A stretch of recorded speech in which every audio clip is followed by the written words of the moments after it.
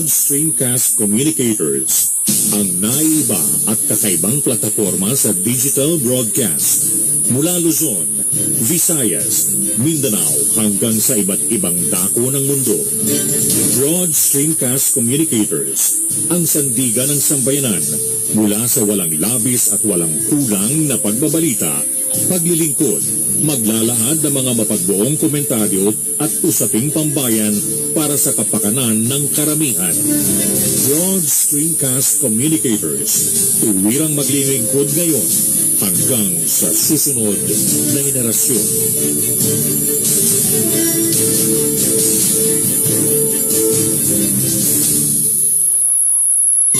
Ratsada Balita ni Double J. Maglalahad ng mga naglalagablog na mga balita sa loob at labas ng bansa. Ratsada Balita ni Double J. Magbibigay daan sa tunay na daloy ng walang labis at walang kulang na mga balita. Ratsada Balita ni Double J.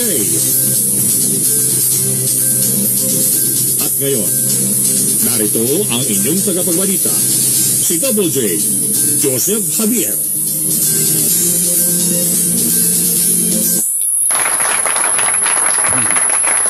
Hindi pa natatapos yung intro, no? Biglang, yan talaga, hindi natin mapipigilan yung ating mga live audience sa oras na ito. At siyempre, lalo hindi natin mapipigilan ang ating mga taga-subaybay, lalo na one of my top fans, si Miss Josephine Roquero. Hi, Diyos! Baka di ka pa naglalunch, ha? Don't keep your meal. Wednesday, menu for today, hindi ko alam. Pero, ganun pa man, araw po ng Miyerkules. At, siyempre sa April, May 18 na po. Yan, May 18. Yun sa mga mga kapistahan. Okay lang, celebrate yung kapistahan, pero wala na yung, yung mga dating gawin na traditional na may mga palaro, may mga nakalinya na papalo sa palayok o pabitin. Iwasan muna natin yan kasi nga meron tayong pinatutupad na health protocols eh. Kaya naman para sa kapakanan ng lahat, lalo na ng bawat isa sa atin. Kaya yun ang importante po, ha? Yan.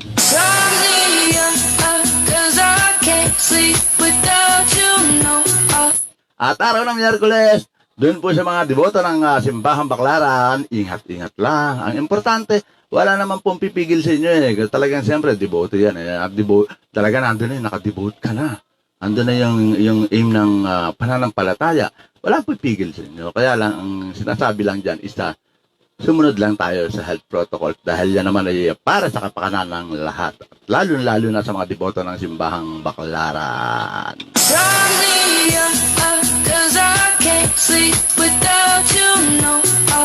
At siyempre, thanks for watching, Miss Melda Nagsaram mula naman sa lalawigan ng Batangas.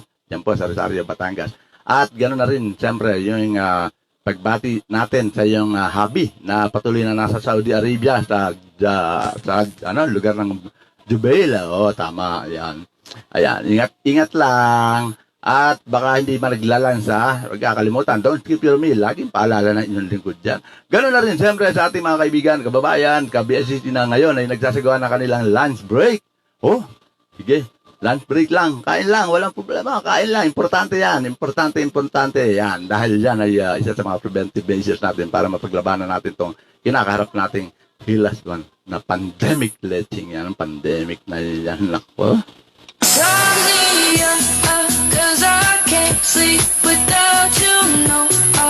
As per advice ni Miss Josephine Roquero, good afternoon, Double J. Blessed Wednesday. Keep safe your family and take care of your health and more power to your program. And thank you. Sabi niya, ang lunch, Double J, sinigang na lapu-lapu. Ay, ang sarap. Wow. Siguro, once a week na lang ako nakakatikim ng seafood o basta seafood. At last week, ginataang hipon na meron kalabasa at saka sitaw. Ayan. Tapos din sa mga araw, puro na lang, nakakaumay. Sabi naman ni ating kababayan na si Melda Nagsaram, good PM Sir Joseph Javier. Lang tayo, mga power sa programa nyo. God bless po. Keep safe always. Lagi naman, Diyos lagi at saka Mel lagi. Kung ano yung mga advisory niyo, yun ang sinusunod ko. Siyempre, masunurin kaya akong bata. Ayan.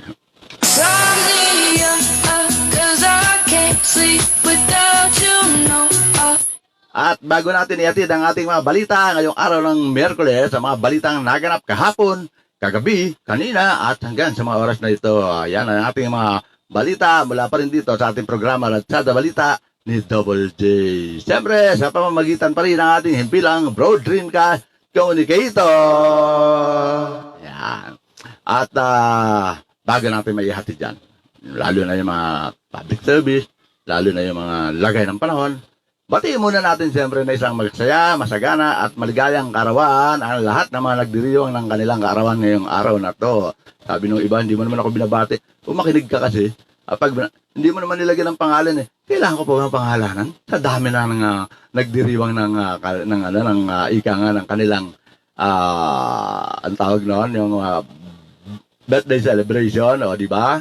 Kaya, na tayo hindi ako nabati, hindi ako, et cetera, ganun, pangal. Basta, importante po, sa lahat ng mga nagdiriwan ng kanilang kaarawan ngayong araw na to, ay isang maligayang kaarawan. Siyempre, gano'n na rin sa mga nagdiriwang ng kanilang anibersaryo, kahit ba sabihin natin yan na hour-sary, day-sary, o week-sary, o month-sary, year-sary, importante yung tuloy hanggang through the years ang inyong pagdiriwang ng anibersaryo. Yun. Ang masasabi ng inyong lingkod para sa lahat ng nagdiriwang ng kanilang kaarawan at anibersaryo ngayong araw na to, eto po.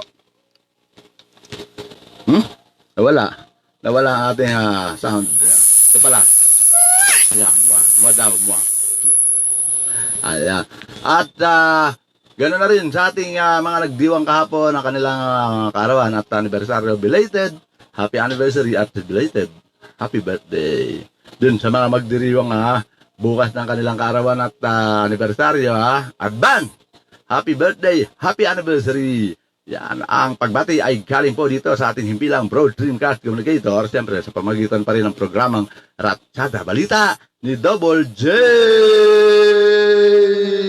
Yan. At para masaya.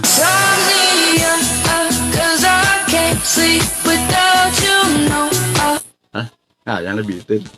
Palagay ko, hindi lang naman ako napapaindak, pati kayo napapaindak na rin dyan. Sabi ni Miss Elisa Bautista Bier, may echo pa. At sabi niya, kain po, break time.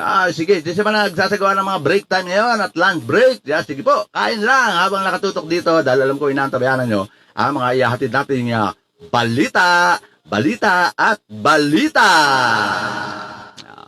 Hindi lang yun. Mga nagtatanong, lagay ng panahon. At siyempre, dahil May 18, alam ko pag May 18, may isang magandang celebration dyan Lalo na sa mga bataan, yung mga sweet nila. Yung nila, mansarian, ganyan po, ganyan. Ayan, nako, parang ang sarap bumalik sa dating panahon, ano? Ang ganda naman dito. Sino ba to? Nasumilip lang, ayan. At siyempre, ang paghahatid ng ating mga balita.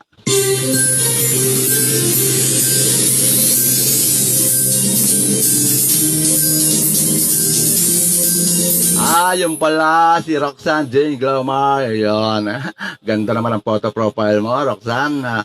Hindi ka ba, napasali ka ba sa sa itong pageant natin? Dapat ikaw ang pumalit kay Rabia Mateye, no?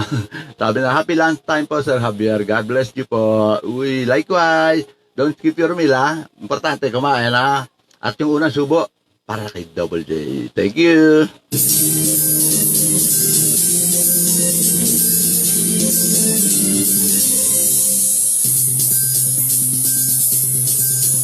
At sa mga nagtatanaw ng lagay ng panahon, ito na po. Pero teka muna, meron yata itong ad para sa ika nga makasama sa camera at baka may gusto siyang itanong.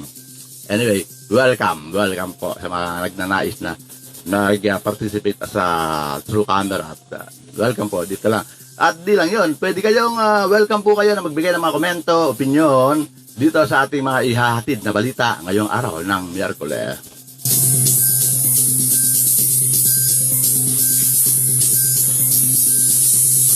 Gandang tanghali at magaganda kayo talaga sa tanghali. Yan ang importante.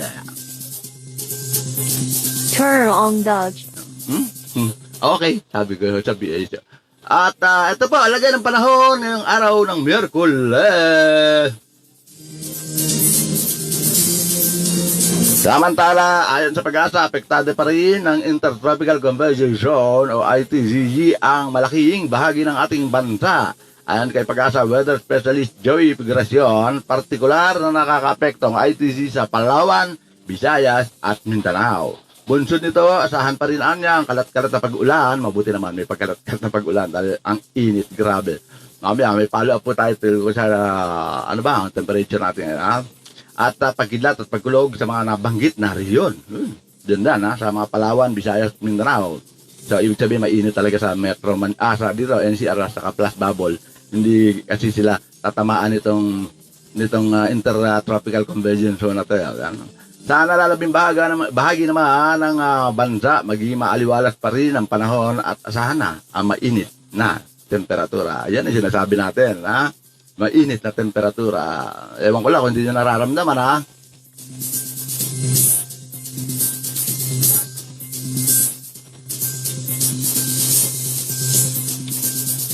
Turn off Dodge. At kaugnay nga dito sa ating lagay ng panahon at sinabi ko na sa inyo yung temperatura. Ito po ang temperatura. Tatlong lalawigan ay nakapagtala ng 40 degree Celsius sa heat index. Ayan, at yun yung hanggang kahapon, hanggang sa mga linggo nito, hanggang sa mga oras na to, hindi mawawala na yung nararamdaman natin sobrang init na yan. Ewan ko lang kay Miss Roxanne kung di niya naramdaman ng init nakapagtala muli ng mataas na heat index ang ilang lugar sa bansa. Ito yung araw kahapon, pero ganun pa man, asahan din daw na hanggang ngayon hindi lang natin malalaman kung ano ang heat index. Pero ganun pa man yung heat index na naranasan nito mga nakaaraw at sa datos ng pag-asa. Si Gloma Renalyn pala yun. Kain po tayo, Sir Javier. God bless you po. Sige, makita ko kayong busog. Kayong mga nag-aalok sa akin kumain. Ating mga taga-subaybay rito na kayo ang ako ang pan nyo. Yan. Kain po. Makita ko kayong busog. Busog na rin ang inyong lingkod. Yan po importante. Importante, nalalaman ko, nararamdaman ko, kumakain kayo. At least, nakakasiguro ko na mas matibay ang inyong immunity, yung inyong immune system. Yan. Sabi naman ni Danilo Macan Santos, yan, eat healthy food regularly, exercise to repel COVID-19. Correct. Yan ang importante. Yan.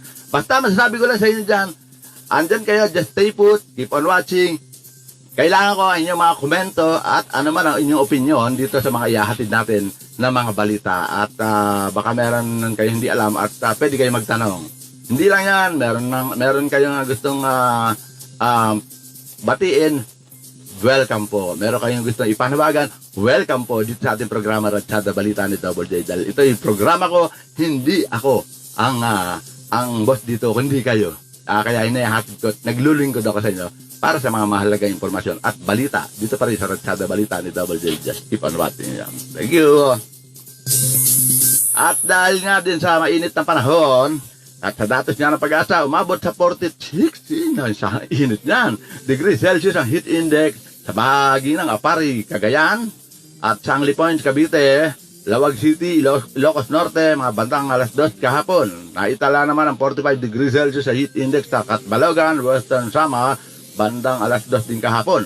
At sa 44 degrees Celsius naman ang heat index sa mga sumusunod na lugar, Clark Airport, Pampanga, Tuguegarao City, Cagayan. Samantala na itala ang 43 degrees Celsius sa heat index na sumusunod na lugar at ganun pa rin ang yung oras kung San Jose Occidental, Mindoro. 42 degrees Celsius naman na itala sa mga sumusunod sa Coron, Palawan, Iba, Zambales, Sinait, Ilocos Sur at maging sa Puerto Princesa, Palawan. 41 degrees Celsius naman ang heat index. So inaasahan yun pa rin ang dadanasin ng mga nabanggit ng mga lugar. Posibleng tumaas o posibleng stay put ang kanilang mga init na mararamdaman o kaya yung heat index pa rin. Ayon pa sa Weather Bureau, mapanganib daw ang dulot kapag umabot sa 41 hanggang 54 degrees Celsius ang heat index dahil sa sobrang init. maaari ito magdulot ng heat cramp at heat exhaustion na posibleng mauwi sa heat stroke. Ibig sabihin yung dehydration na inaabot nyo tapos biglang tataas sa init at tatama pa sa... Kaya kaya't paalala ng Pag-asa sa publiko na dalasan ang pag-iinom ng tubig. Kaya ganun pa man, lalo na dito sa ating mga taga-subaybay, sa aking ako yung fans nyo, ako ang inyong mga tagahanga, ayan, ako ang tagahanga nyo. Kaya nagpapaalala ko sa inyo, saan man kayo dakong lugar pupunta, kay malapit, kay malayo, huwag kakalimutan magdala ng tubig. Kung nabibigatan kayo, dala kayo ng bag, lagay nyo sa bag. Ayan. At kung medyo sabi nakalimutan, isa lang masasabi ko, paglalabas ng bahay, wag pong kalilimutan yung mga bagay na importante na dapat dalhin, lalo na ngayon tubig. Kaya po, ang paalala ng inyong lingkod, sabi ko nga, laging kasabihan natin na, ang gamot sa mga tao nakakalimot, paalala. At kung sakaling makakalimutan pa rin, isa lang ang katagang iiwan ko para sa inyo lahat. Ang iwanan po ang katangahan sa bahay para hindi na madala sa labas. Ayan.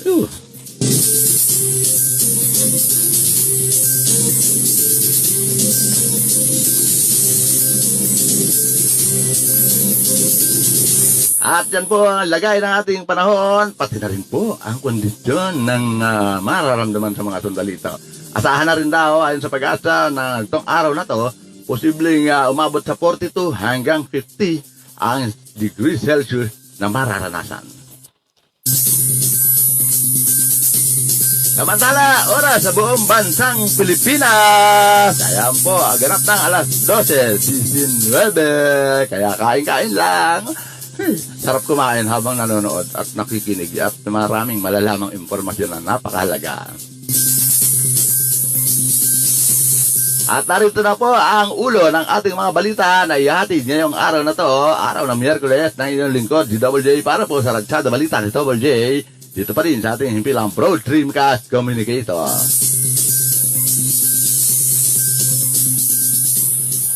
Pagsama ng local chief executive sa priority list ng COVID-19 vaccination, welcome daw sa DILG. So, ibig sabihin, itong mga elected officers na to, paano kaya mahihirap? Mamaya, anuhin po natin yan kung kailan ang schedule para sa ating mga mamayan na walang kakayahan na magbayad o bumili ng bakuna. Pero merong anunsyo na libreng ibibigay para sa mamamayan. Mamaya po.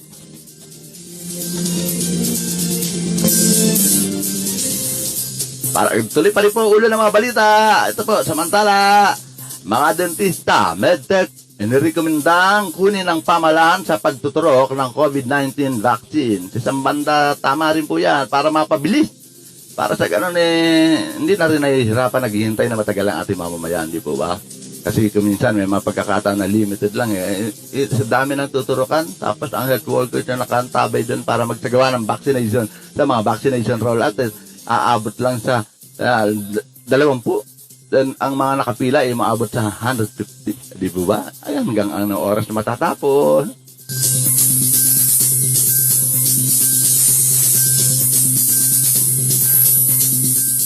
Drive-thru vaccination sa Quezon City. Oh, di ba? Buti pa, Quezon City, nagsasagawa ng drive-thru para nga naman daw maiwasan yung yung mga, kumbaga, social distancing na napapairal. One of the important part of health protocol, drive-thru. Paano kung wala kang sasakyan? Paano kaya? Walk-through.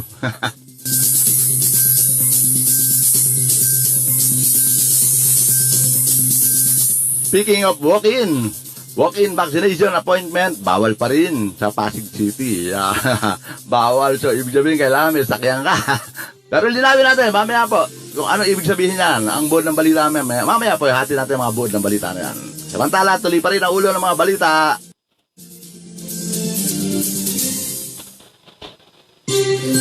Philippine National Police o PNP sa publiko, sumunod po tayo sa health protocol. Nakikiusap na mga kapulis, nahihirapan na rin, napapagod na rin. O nga naman, di naman mga robot ang bawat isa sa atin para bang pagka napagod lobat yan, palta ng baterya, lobat yan. Ganon, di po ba? Ay, yung mga matitigas ang ulo, ano ba naman? Pero muli, dahil sa matigas ang ulo, muli tayo mananawagan at paulit-ulit tayo mananawagan sa pamahalaan.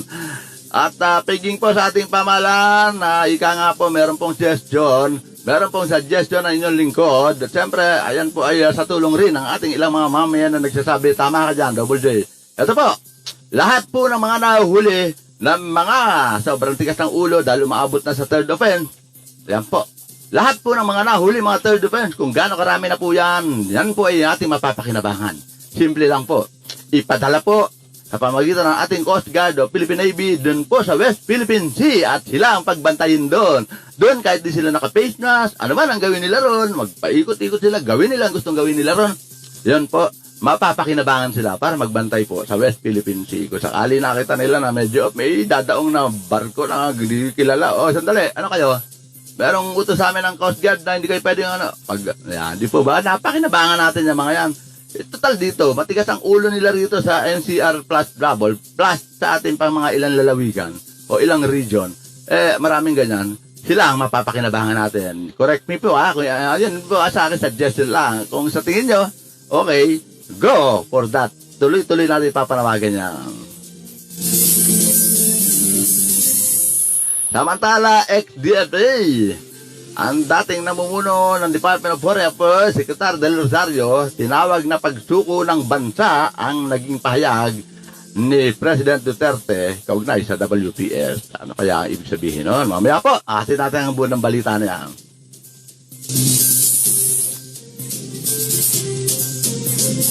At tuloy ang ulo ng mga balita, isa pa rin po ito yung mga retiradong pulis at sundalo nananawagan ang pagkakaisa para sa WPS. Yan.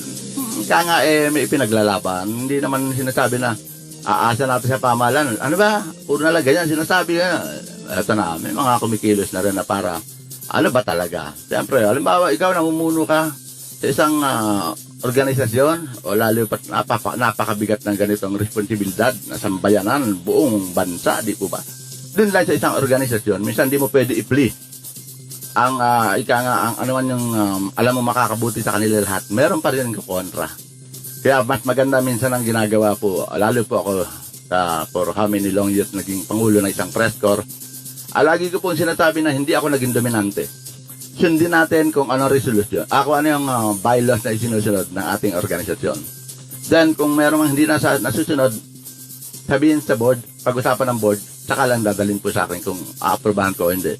Or else, pag medyo alam kung may konting conflict and contradiction from the other, ginagawa ko po, gumawa na lang kayo ng resolution para mas maganda. At least, saka ako aprobahan. At least, bago implementation natin as per resolution. Yan, ganyan.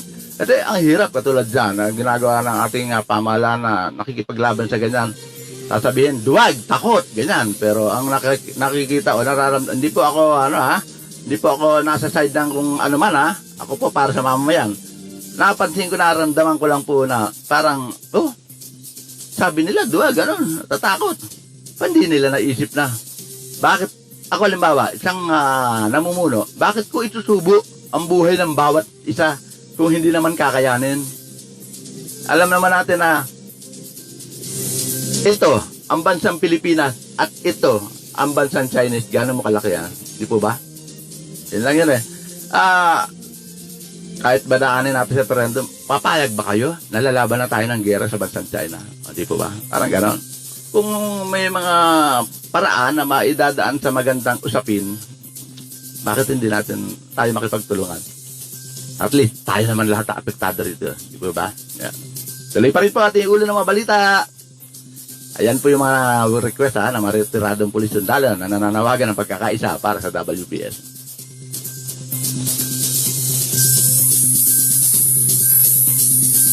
At sa usapin pa rin ang WPS, mga barko ng Pilipinas patuloy na magpapatrolya sa West Philippine Sea. Susunod siyempre yan. Utos galing sa kanilang superior Siyempre. Mamaya po, ambot ang balita na yan. At kaugnay naman sa pag-implement ng GCQ sa NCR at Bubble Plus. Ito po. Ilang mga hotel sa NCR tatanggap ng staycation ayon sa Department of Tourism. Ibig sabihin ng staycation, yung pong dati hindi pinapayagan yan Hindi kayo pwede parang nandun ka, naka-stay put na, parang nakatira doon, yan, doon, ngayon, pwede. At meron pa po ibang mga, ano dyan, kung ano yung mga priority at ano po yung mga dapat nilang sundin, mamaya po, hatid natin ang balita na yan.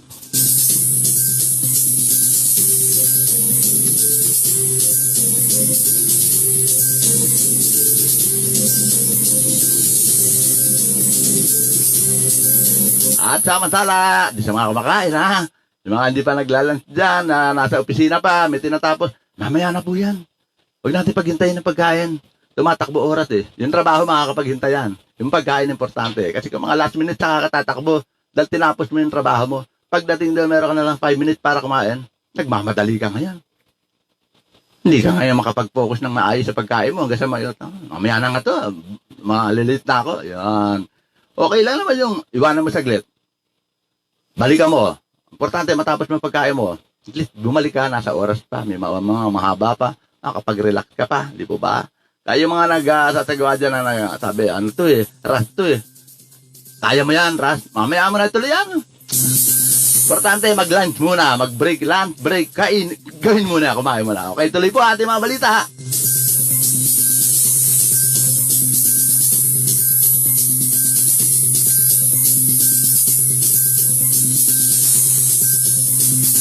At narito na po ang buod ng ating mga ulo ng balita. Welcome daw sa Department of Interior and Local Government o DILG ang desisyon ng Palasyo ng Malacanang na mapasama ang Local Chief Executive o LCE sa COVID-19 vaccination priority list. They are frontliner in our COVID response as well as the delivery of public service and amid the pandemic, and they must be in the best of health to be able to serve constituent. O ano nga naman dahil araw-araw na may mga pagkakataon pa na may mga role sila na dapat gampanan kaya talagang kailangan. Pero siguro kung halimbawang priority list, siguro wag muna sila. Yung mga nasa A4, A3 or etc. Lalo na mga health frontliners po, mga health workers natin, di po ba? Yan. At yan ang nagipahayag ni DILG Secretary Eduardo Anyo. Good move anya na mapabilang ang LCE sa A1.5 category ng vaccination priority list. Medyo nasa tapa. Kaya naman buwan suporta ng DILG sa pagpapasya ng pamahalaan na iangat sa A.5 vaccination category ang mga pinuno ng pamahalaan lokal ayon pa sa kalihim. At bilang elected official, mataas ang tsansa na mag-post at mahawa sila dahil sa sakit dahil sila ay inaasahan manguna sa mahakbang sa gitna ng COVID-19 crisis at laging ang mga LCA niya ang hinahanap ng mga mamamayan. Oo, totoo. Kaya po hinahanap, kung nyo matatanda, naalala nyo yung dinaluyong tayo ng mga bagyo, di ba? Biglang tumataas ang bahagan nito, mga landslide, etc. Kilos sa mga disaster team, mga provincial disaster team, kilos, pati ang DSWD. Pero nung tinahanap si Mayor, asa si Mayor? Hindi makita si Mayor. Wala si Mayor. Kaya hinahanap ng mga mamayan. Ayan po. At tapos ganun, mapapriority sila sa pagbabakuna. Dapat ganun din pala. Kung halimbawa may mga disaster tulad ng bagyo, at kailangan lang dyan ng Mayor, kung magkakaroon ng landslide, o lilipad ng mga yerot mitata, dapat sila para ipakita na, andyan talaga. O di po ba? Hindi yung ganito. Ayan lang po, analysis lang natin na nangyayari. Nangyari na po yung mga ganyang bagay.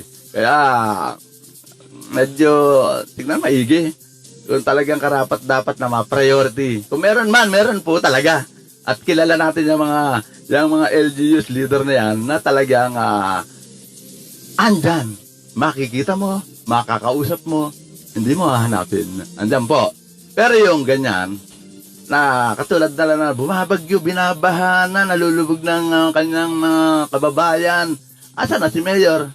Wala, hindi makita. Nung pinatawag ng DILG, naipit daw ang kanyang sasakyan. At nahirapan daw yung flight ko. Di ba ang flight airplano? Bakit nahirapan siya yung sasakyan? Ano connection doon? Mahalata mo pag nagsisinungaling, di ba? Yung mga ganun, hindi dapat isama sa top priority list ng vaccination. Kung sakali, opinion lang po na yung lingkod. Kayo, anong masasabi niyo sa bagay niya? Pero tuloy po natin ang ating balita. Kaugnay nga dito sa mapapasama sila sa priority list. Ayan, bilang elected official. base naman sa resolution number 115-B ng Interagency Task Force for the Management of Emerging Infectious Disease, 1,634 provincial governor at city at municipal mayors ang napabilang sa vaccination priority list sa ilalim ng A 1.5 category. Wow, dami, 1,634. Para yata sinala, ano? Kasi kung bibilangin natin ang mayor within the Metro Manila lang, ang NCR lang composed of 17. That is 16 cities and 1 municipality. Dahil ang Pateros pa municipal hanggang ngayon, di pa po siya that city at napakaliit na lugar. Di pa ba? NCR pa lang yan. Plus, in every region, within the region 12. Parang kulang yata yung 1,634. Kasi provincial at ano na po, kasama na nga. So, ibig sabihin, pinili na. Sana wag mapili yung mga hinahanap. Yan. Ayan po yung mga naging desisyon na isama sa top priority list ang mga tinatawag na local executive elected na kasama sa babakunahan. Wag lang yung mga hinahanap. Sabi kasi ng kalihim ng DILG, ayan daw, dahil at laging ang mga LCA niya ang hinahanap ng mga mamamayan. Kaya naman hinahanap kasi nawawala Hindi makita Di po ba? Ayan. Nagsasabi lang po ng opinion ng inyong lingkod, baka, pero ganun pa man, tamaan. Bato-bato sa langit, tamaan. Magalit ka na kung magagalit ka.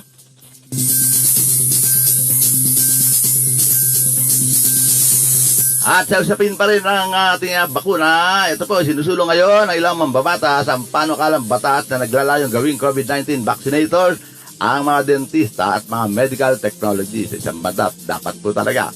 Sa paghahain nila ng House Bill number 9354, ito po yung mga mambabatas natin mula sa mababang kapulungan ng Kongreso, Institute Congress. Yan po. Sinabi ni na House Committee on Health Chairman Angelina Helen Tan, Quezon City 6th District Representative Kit Belmonte at Marikina City 2nd District Stella Kimbo na makakatulong ang sa efficient rollout ng COVID-19 vaccine sa bansa ang deployment ng karagdagang mga medical personnel. Layon pa rin ang panukalang batas na ito na maamyendahan ang Republic Act number 11525 o ang COVID-19 Vaccination Program Act. At talaga maraming sinusulong po ng mga batas ngayon na regarding dito sa kumbaga, ang ginagawa ng ating mga mababatas, tinitignan, ano ba yung mga kulang at least tulong yan. Pinag-usapan, na-aprobahan namin lang. Pagdating naman sa Senado, titignan kung i-ratify nila, tignan kung okay to, pwede to, sige, saka palang aprobahan para maging batas. Pero ganun pa man, basta alam natin na makakabuti sa mamamayan, babor tayo sa ganyan. Wag lang po yung mga batas na ang interest is para sa mga mayayaman, hindi po ba? Hindi nawawala yan. At bukod sa mga doktor at medical professional ang pinapayagan lamang ng naturang batas sa pagtuturok ng COVID-19 vaccine ang mga duly trained pharmacist at midwife. Nakasaad pa sa panukalang batas ng pagdating ng marami pang bakuna sa bansa, kailangan ng swift rollout ng vaccination program para sa efficient administration at prevention ng posibleng pagkasira ng mga bakuna. Kasi maagapan yan. Kasi ang bilis po kasi ng expiration date niyan. Hindi po ba?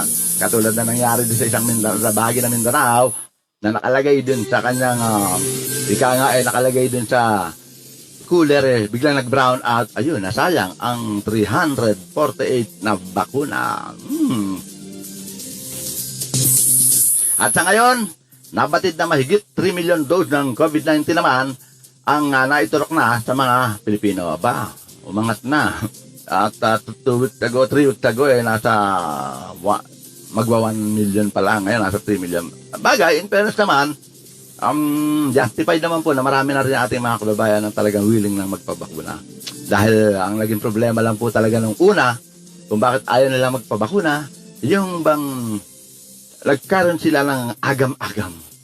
Ang may problema po kasi sa bagay na yan, hindi agad nagpalabas ng information drive campaign ang ating pamahalaan na malinaw kung ano ba ang magiging sasapitin o epekto at kapakipakinabang sa bakuna para sa mamamayan. Hindi po ba walang lumabas na ganon?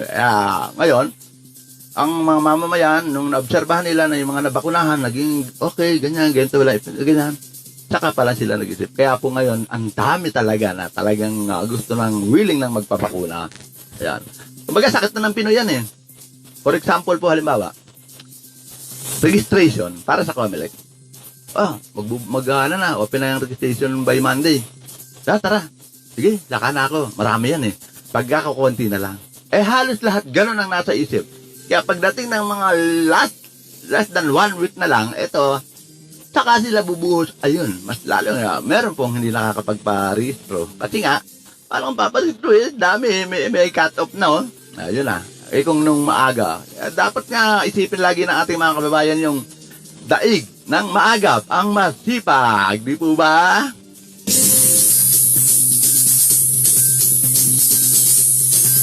At kaugnay pa rin sa bakuna. Ito po, binuksan na ng Quezon City Government ang drive-thru COVID-19 vaccination center sa isang mall. Ayun pala. At drive-thru, para sa mga may sasakyan. Kaya yung mga walang sasakyan, para lang mapabilis kayo, manghiram na kayo. Para kapag drive-thru kayo. Di ba? Kasi parang lumalabas, para sa mayaman lang yan eh. Para lang sa may mga kakayahan lang yan na makapag-drive-thru bakuna eh. Di ba? Kaya matatagpuan daw na sabing drive-thru vaccination site sa parking lot ng SM Fairview. Nais kasi ng local government unit na mapabilis ang pagbabakuna laban sa COVID-19 ng kanilang mga mamamayan. Sa ngayon ay umabot na sa 35 vaccination center ang Quezon City. Meron na pala silang 35 vaccination plus may drive-thru pa. Mukhang maagang matatapos.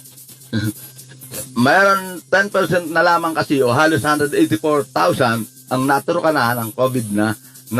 Yung pa lang pala, 10% pa lamang daw o umaabot sa 184,000 yung natuturukan pala ng COVID-19 sa Quezon City. Laki niyan Pero in fairness po, Quezon City laki niyan, pero ang capital of the Philippines is Manila.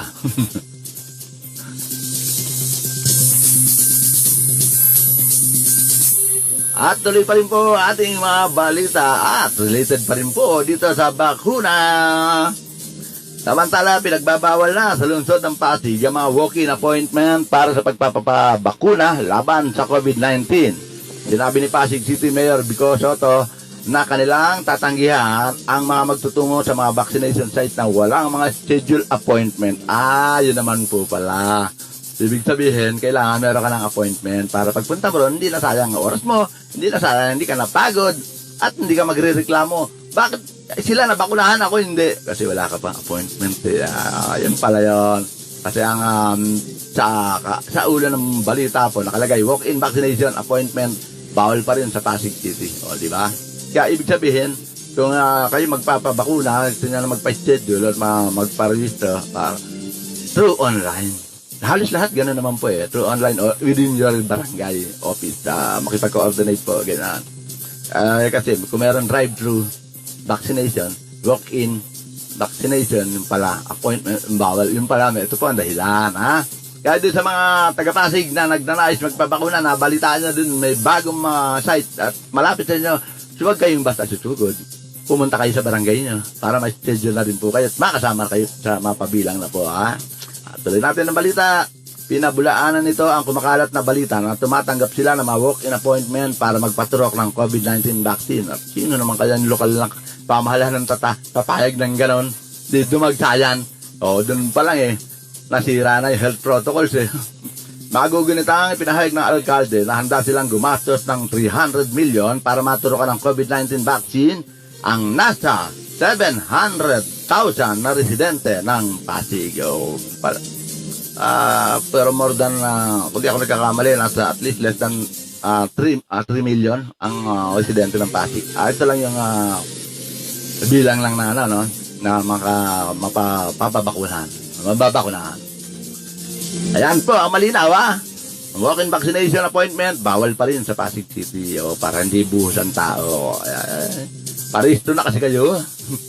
Hindi yung parang katulad sa Paranaque nang pumutok ang balita na apat na alaman na ang iba bakuna yung AstraZeneca. Sabi nila maganda yun nagsuguran. kamukat-mukat hindi sila nabakunahan na umaabot yata sa mga mahigit 50. Nagreklamo sa mga media. Reklamo sila sa kamukat-mukat hindi pala nakarehistro. Sugod lang, sugod. Akala nila, ganun lang kadali. Ano po, ay nako, ate mga mamamayan minsan,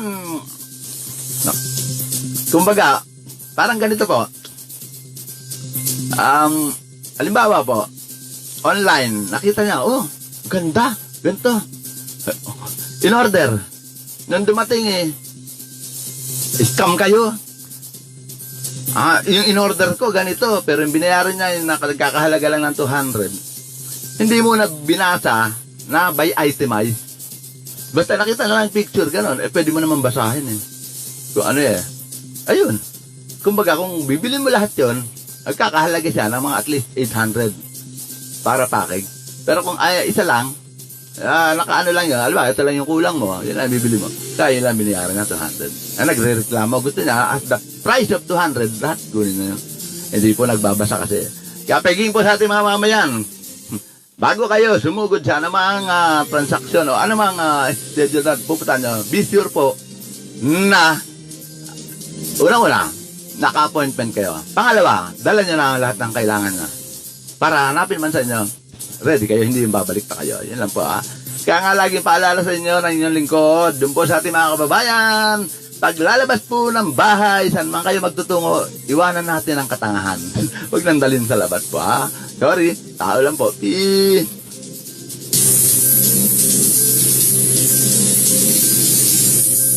Samantala, siyempre, sapin pa rin saan hindi na po bakuna. Ito ay dun sa mga matitigas ang ulo. Talaga sumasakit na ang ulo ng ating pambansang pulisya. Dahil, siyempre, hirap ba naman yung saway ka ng saway, huli ka ng huli, di po ba? Kaya nananawagan si PNP Chief General Guillermo Eleazar, ang ating bagong Chief PNP, sa mga kababayan natin na sumunod sa minimum health safety protocol, lalo na sa mga magtutungo sa mga vaccination center. Ang panawagan ni Eleazar ay matapos mabatid na dinagsa ng mga tao ang vaccination program sa loob ng isang mall sa Parañaque City. Yan yung nangyari na sinasabi ko po. Akala nila ganun lang no? Yung bang, punta ka sa center. Punta ka nga sa center punta ka, igdating din Kala mo ba, bakunahan ka agad o kaya yung bata, hindi po ba yung aga? Hindi. Kailangan, ano muna ng record dyan, ganun. Sila, basta akala nila ganun lang Dahil nais ng mga ito na maturo ka ng Pfizer vaccine. Ayun na yung sinasabi ko. Ayon kay Eleazar, sa nasabing insidente, hindi na nasunod ang social distancing na malinaw na paglabag sa IATF guidelines at inabot ng matagal ang mga ito sa pila. Kaya hiling ng PNP sa publiko, sumunod sa health protocol dahil mataas pa rin ang banta ng COVID-19. Totoo naman yan Kita nyo nangyayari yan sa ilang region natin, lalo na particular sa bahagi ng northern region at maging sa Mindanao, di po ba? Samantala, inatasan na rin ni PNP Chief ang lahat ng mga police commander na palakasin ang kanilang police visibility, lalo na sa mga lugar na posible magkaroon ng mass gathering. Pinasisiguro ni Eleazar sa mga police na masusunod ang minimum health protocol, lalo na sa mga lugar na pinupunta ng mga tao kabilang na ang vaccination center. Talaga matitigas talaga ulo. At balik lang po tayo doon. Sumasakit na po talaga ang ulo ng ating mga kapulisan. Hindi na naman din po robot yan. Parang katulad din ng ating mga health workers, frontliner, ating mga nurse, doktor, etc. na silang kumakalinga, nagbibigay ng oras sa ating mga pasyenteng kababayan na tinatamaan ng COVID. Di po ba? Kung kinakailangan mag 24 hours duty, ginagawa nila dahil sa kakulangan na ng ating mga health workers, lalo nga dumadami. Di po ba? Buti nga ngayon, bumaba na ang percentage sa NCR Bubble Plus. Kaya ang ano lang po rito, ganun din sa ating mga kapulisan. Hindi biro yung manita ka ng manita, tapos pag talikod ng sinita mo, o pag talikod ng sumitang pulis, kung nakakamatay ang mura, ang dami ng pulis na namatay. Di po ba? At totoo rin po yan. Balik naman natin, vice versa. Kung nakakamatay ang mura, ang dami ng mga matitigas ang ulong namatay. Po, totoo lang po, di ba? So, ibig sabihin yung sakit ng ulo na naranasan nila, gumagawa na lang sila ng panawagan, ganyan, sa pamagitan na ng ating himpilan at lahat ng network na pwede nilang sabihan na tulungan nyo kami. Ito yung aming public service proper announcement, ganun po. Kasi, hindi naman sila robot eh. Sabi ko nga sa inyo, kahit sabihin nyo, redundant ako, ulitin ko lang, yung mga yan. Hindi ang katulad ng robot na, palta mo ng baterya, lobat. Ay, yan, okay na uli. Ganon, di po ba? Siyempre, tao rin po. Tao rin naman lang, ano nila, kaya lang, marami lang talaga matigas sa ulo. Ulitin ko lang po, panawagan ko. Unang-una na sa ating palasyo ng Malacanang at sa lahat ng ahensya ng gobyerno, lalo na sa mataas na kapulungan ng Kongreso, ang Senado, at sa mababang kapulungan ng Kongreso, ang Kamara. Ito po, ang Kongres po. Lahat po ng mahuhuli ng mga matitigas ang ulo na umabot ng third offense, para hindi po makadagdag sa sakit ng ulo, mapakinabangan natin sila. Sila po ang dalhin sa West Philippine Sea. At doon sila dalhin. Kahit di na sila mag-face mask doon, total matigas sa ulo nila eh. Doon sila maging tagapagbantay. Sa palagay ko, kung meron madalang mga 1,000 na nahuli na dahil sa ganyang policy o ganyan sa pagsuway sa health protocol, palagay ko, sisunod wala na pong lahat na siguro. Baka hanggang pagtulog, naka-face mask na po yung mga yan. Niwala po kayo sa akin, ha?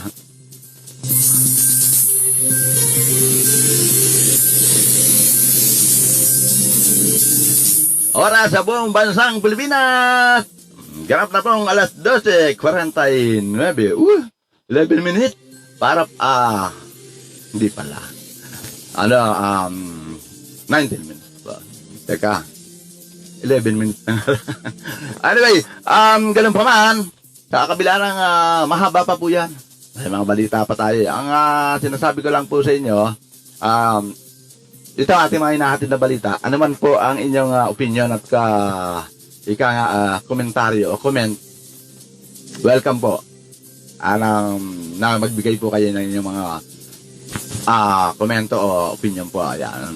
Parang sabi tuloy ng audience ng ating mga taga-sabay, nawawala na, nababakal si Double J, medyo, dala po siguro ng gutom niya. Pero okay lang po, hindi ako talaga totally nagugutom. Basta nakita ko kumain na kayo na para ako nabusog. Mamaya po itaas ng programa sa ako kakakain. Pero yung mga unang subo, para kay Josephine, para kay Imelda, para kay Gloma Remalin, para kay, para lahat nabanggit natin, para kay kay Roxanne, at para kay Elisa, Bautista Javier, yan. Ayan, saka mo isubo. Nabanggit mo lahat, di po ba? At matapos tayo sa mga balita ng COVID, lalo na kinasasakit ang ulo ng ating mga kapulisan sa pagpapatupad ng health protocol, kaya nananawagan na po sila. Ngayon pa man, eto, dako tayo sa pinag-uusapan, pinaglalaban na dapat pagdalhan itong mga third offense ng pagsuway sa health protocols. Ito po, ang West Philippine Sea, ayon kay DFA Secretary Del Rosario, tinawag na pagsuko sa bansa, naging pahayag ng Pangulo. Tinuturing ni dating Foreign Affairs Secretary Albert Del Rosario na ang pahayag ni Pangulong Rodrigo Duterte sa pananakop ng China sa West Philippine Sea ay isang maituturing na pagsuko na ng ating bansa sa China. Dagdag pa nito na maaaring nituring na ito ay laban sa interes ng Pilipinas. Hindi niya dapat na masasakop ng buo ng China ang West Philippine Sea kung iba ang ipinakikitang pakikitungo ng Pangulo sa nasabing usapin. Mapapahamak palalo ang bansa dahil sa naging pahayag ng Pangulo. Iginigiit ni Panay Del Rosario na mapapalayas ang China sa pamamagitan ng pagpapakita ng puwersa ng bansa. Magugunitang hindi kinikilala na ang China ang arbitral ruling at patuloy na inaangkin ng West Philippine Sea. Kita niyo yung mga ganang klaseng masyadong advanced agad yan iisip, segue lang natin to. Yung sinasabi ni dating Foreign Affairs Secretary Albert Del Rosario, wala po ako rito wala po akong pinapanigan dito, binibigyan ko lang po ng ilang point yung mga sinasabi, din sa kanilang binabanggit. What if nung naupo siya ng DFA Secretary, nag-i-issue na yan Kumibo ba? Balikan lang natin, kumibo ba? Di sana nun kumibo siya at kaya palang lumaban, di sana nanunumpa. Oh, yung gusto makipaggera, numpa. Bakit nung nakaupo sa posisyon at ngayon wala na sa posisyon eh? Ganyan ang mga komento, ganyan ang mga sinasabi na para isinuko. Hindi rin ba nila sinuko noon? Parang hindi ako ipinanganak mga. Parang hindi pa ako reporter o broadcaster ng panahon na yun ha. Diba? Ang sinasabi ko lang, huwag naman sabihin ni dating DFA Secretary Albert Del Rosario na ayoko mapahamak ang bansang Pilipinas. Bakit tayo makikipaggera? Sinasabi mo yun noon. Ngayon, nung nakaupo ka, ganun. Ngayon, sinuko na ba? Ganun pa rin nun eh. Nung nakaupo kayo bilang DFA Secretary, andyan na rin yung puro lang pakikipagdaldala, puro lang pakikipag-usap. Ngayon, ganun pa rin. Sasabihin, sinuko. What if biglang nagkagera? Baka hindi ka lumutang. Pag hindi ka nakita sa larangan ng labanan, huwag mo sabihin Pilipino ka. Ang sinasabi ko lang po rito, hindi ganun kasimple. Kung haya natin magpasensya. At darating yung panahon. Hindi yung biglang dadaan. Tandaan po natin na ang pagsisisi laging nasa huli. Hindi gagawin natin na gano'n na, sige, gera! Parang,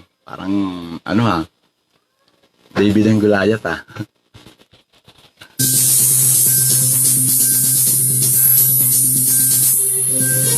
Samantala, dahil po dyan sa issue na yan, at marami na rin ang nag-aana na may maagam-agam na parang, niyurakan na yung ating, sabihin na natin na gano'n, hindi naman natutulog eh. Una-una, hindi naman nagpapabaya ang UN. At the same time, yung bansa na sumusuporta sa atin. Kasi kung hindi, nila nararamdaman yon noon pa man. Mataka na yan. Di ba? Pero ganun pa man, nananatili pa rin sa atin, sa pamahalaan, sa lahat na cool. Tayo natin. Yan sila dyan. Darating naman yung araw na aalis din yan. Alam nila hindi. So, baga, sabi na hindi kinikilala. Paano kung dumating yung oras na hindi nyo kinikilala talaga? Okay, sige. Parang kinalaban na nila lahat. Simple lang yun. Ganun lang yun. Maging tayo. Maging positive tayo. Yan po. Pero hindi natin mapipigilan ng ating mga kababayan na magkaroon siyempre ng hinanakit. Di po ba na parang, pinabayaan na ng pamahalaan. Salita ka. Wala naman kayong ginagawa, binabayaan niya eh. Kung sabi, ibalik sa'yo ng pamahalaan na. Ganun. O sige, ikaw na lang. Sasagot mo. Bakit ako? Kayong nasa posisyon. Hindi, palit na tayo. Ikaw mo po rito. Ikaw na lang. Sige. Kaya mo isakripisyo ang buhay ng sambayan ng Pilipino. Simple lang po yun. Di ba? Pero ganun pa man, di natin sila masisisi. Kaya nga nananawagan ang grupo ng mga retiradong sundalo at mga kapulisan sa mga government official ng bansa na magkaisa laban sa patuloy ng pananakop ng China sa West Philippine Sea. Sa kalatas na nilabas ng Advocate for National Interest o ANI na pinamumuno ni Retired General Edilberto Ada na dapat tanggalin ng mga lider ng bansa ang anumang political agenda at parochial interest. Dapat na hindi pagkakaunawaan sa China ay magsilbi para magkaisa ang lahat at hindi ang pagkakawatak-watak ng bansa. Marapat na pumanig ang mga opisyal ng gobyerno sa mga mamayan nito sa pagkundina sa ginagawa ng China. Iginiit ng grupo na hindi sagot ang gera sa ginagawa ng China at hindi rin anya na nag-iisa ang bansa dahil sa may mga kaalyadong bansa ang ating bansang Pilipinas. Yan po yung sinasabi ko, totoo yun. Yan, kung gano'n ang, kasi ang mga, okay, yung ganito mga paliwanag, naintindihan natin. Kayang tanggapin ng, nga naman, magkaisa na tayo para, ano yung question, ika nga, a million word, that is a one voice, para pakinggan. Di ba? Kasi, sabihin na natin, hindi ganun kadali sa isang leader ang basta ka na lang magdidesisyon ng gusto mong hindi mo muna inialang sa alang-alang. Pero sa isang banda, sa ngayon, Para sa akin, tama naman po yung, sige, pabayaan na lang muna natin sila. Nakikipag-usap pa naman tayo eh. Usap pa naman. Nakipag-usap pa naman sila eh. Pero kung hindi na sila nakikipag-usap at tinataboy na ang gusto makipag-usap sa kanila, iba na yun. Lalo na kung may filler tayo na para makipag-usap sa kanila, biglang inano pa, hinold pa, kinulong pa, gano'n, etc. Sila na nag-provoke talaga na para dumating sa punto na. Pero sa ngayon, wala tayong nakikita nga provocation, maliban lang din sa mga barko na yan. Na ika nga, nakikiramdam din yan. Pero nung pumasya lang mga barko ng Australia, barko ng US, pinag-alisan sila. Naramdaman din nila na ika nga na hindi pwedeng pabayaan ng bansang Pilipinas nito mga kaalyadong bansa na to in the Asian country from the other country. Di po ba? So, sa atin, sa mga nagbibigay ng mga komento, pwede naman po yan eh. Wala naman po pwedeng pumigil sa inyo eh. Karapatan ng bawat isa yan eh. Pero, be careful naman. Lalo pat sa ganyan na, dati ka nang naging DFA, biglang magsasalita ka ng ganyan. Bakit ikaw? Hindi mo ba isinuko noon? Natapos ang termino mo na, wala rin naging usapin. Daan doon pa rin sila. O di po ba? Ibig sabihin, kada lang meron mauupo ng bagong Pangulo, lagi na lang ang sisi sa kanya. Bakit di mo sisihin niya si Secretary Teddy Locsin na mas maganda ginagawa kaysa pamuno ng DFA noong panahon na yun? Hindi ako galit sa iyo, Secretary Albert De Rosario. Magkakilala tayo, magkaibigan tayo. Kaya lang, hindi lang ako di sa mga binibigay mo na statement po. Peace po tayo. At ang inyong likod ay nananatili pa rin na para sa lahat, para sa mamamayan. Kung galit kayo sa akin, andyan lang ako. Anytime. Wala pong problema. I salute you.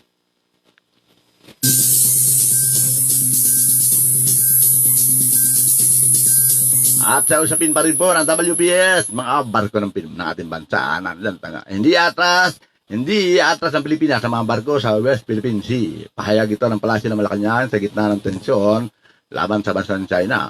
Ang kay Presidential Spokesperson Harry Roque, mananatili kung saan ngayon ang mga barko ng Philippine Navy, Philippine Coast Guard at Bureau of Fisheries and Aquatic Resources. Patuloy niya igigit ang Pilipinas sa mga karapatan sa West Philippine Sea at hindi niya kailanman niyuko ang Pilipinas sa China. Sinabi ni Roque na may prinsipyo at paninindigan ng mga Pilipino para sa inang bayan. At sabi pa ni Roque, dapat na ito idaan sa maayos na usapan at diplomasya. So, yan po ang naging pahayag mula sa Palasyo ng Malacanang sa pamamagitan ni Secretary Harry Roque. Anyway, wala na po tayong oras. Eksaktong alauna po, kaya ang masasabi po ng inyong lingkod, maraming salamat sa lahat ng mga sumubaybay at patuloy na sumusubaybay dito sa ating programang Ratsada Balita ni Double J sa pangunguna ng ating tapa na si Josephine Roquero at si Melda na gitara, si Lisa Bautista Javier ng Piayo ng Pasay at si Roxanne Jane Glomar, Aline, Danilo Macan Santos at sa iba pa po na nandyan. Muli, maraming salamat at laging iniiwan ang katagan na inyong likod na God is always on our side. Wala sa harap at lalo wala sa likod. Lagi po siya nasa tabi natin para umalalay. Huwag lang natin ipasa yung problema sa kanya na kaya naman natin lutalhin, ha? Yan po. Muli po, mag-aliniga, magkapanawalan tayo ito. Marin tayo bukas, araw ng Webes. Ako po inyong lingkod, Joseph Javier, para po dito sa programang Ratsada Balita ni Double J sa pamagitan pa rin po ng ating timpilang Broad Dreamcast Communicator.